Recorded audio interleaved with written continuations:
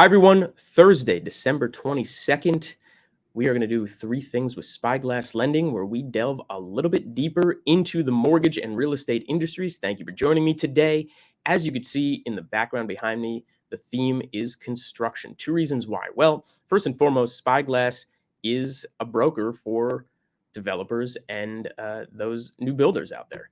That's what we do. Now, yes, we do QM, we do non-QM loans, but the majority of what we do is working with real estate investors. We fund those flippers and we fund those builders, especially in the single family market. And secondly, it's time to pay attention to them if you haven't been already, because they're often an indicator of where we're going to head economically. So let's delve a little bit deeper like we do, right? Let's start with number one, the chart. Single family homes built in 2021. Yeah, it took a while. Here we are in December of 2022, but we finally have the information as to what happened with single family homes in 2021. And what you're seeing in front of you is where these single family homes came from these builders. So largest slice of the pie, 60%, new residential development, pretty standard, right? Think Pulte Homes, who's got a tract of land, they subdivide, they build cookie cutter homes, everybody's happy, right? Then you're going to get outside of a residential development about 13% infill lot. Well, what is an infill lot? That's left over in urban and village areas. Think of vacant land or something that's been used as a parking lot, or even some commercial building that's got to go, and then they fill it in with residential construction. And then there's the sliver we want to focus on here, this just under 10%. This is interesting, the tear down and rebuild. Yes, there are homeowners who tear down their home and then rebuild, but a lot of this is what you're seeing is garden variety investors. They tear down an existing property and then they rebuild. That speaks to what's going on with a lot of contractors and builders out there, because that is the garden variety real estate investor, right? The flipper, or those who are building. And especially here in California, that happens a lot. Let's delve a little bit deeper into this.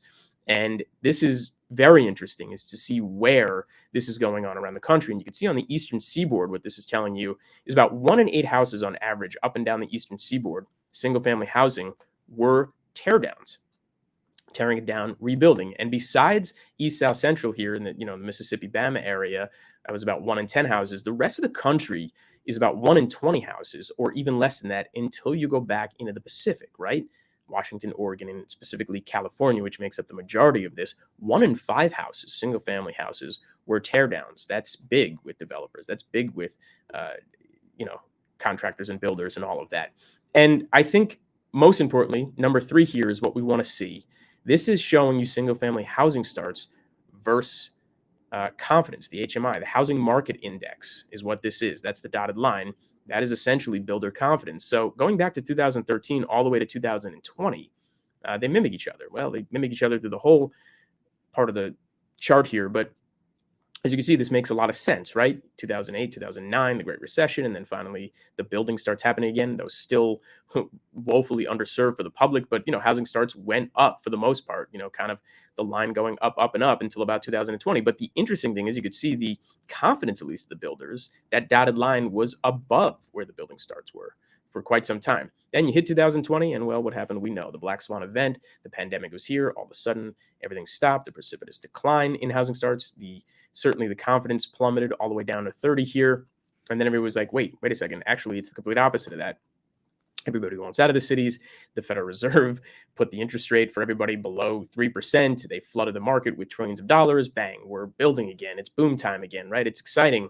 So we're all the way back up here. I mean, it really screamed upwards, as we know. And then 2021 and 22, interesting what's going to happen, what's not. And then we get to 2022. And as we know, the interest rate has risen. The market has changed significantly. So throughout this year, you could see a pretty precipitous decline. But specifically the dotted line, the HMI, the confidence in building from builders is all the way down again to 30. That is massive. That is a huge compared to where there actually are in the building. And that's something that bears watching. I mean, just the simple rule of thumb is over 50, consumer building confidence is high. Below 50, it's not so good. But when you're this far below 50, as we're heading into the new year, this should all tell us a lot of what's going on out there economically. Again, a big leading indicator. How do the builders feel? They're paying too much still paying too much to buy something to make any money on a teardown or a new build. They're paying too much for the cost of it because inflation is still up there, even though it's coming back down. So this is really going to tell us a lot as we try and figure out where we are economically. And are we going to see more housing, and what's going to happen? And is there going to be a bigger squeeze on rent? So we're going to pay a lot more attention to this as we're moving into next year. Again, thank you very much for joining me. This has been 3 Things with Spyglass Lending. Merry Christmas, Happy Hanukkah, Happy Holidays to all, but I'll see you again next week before the new year.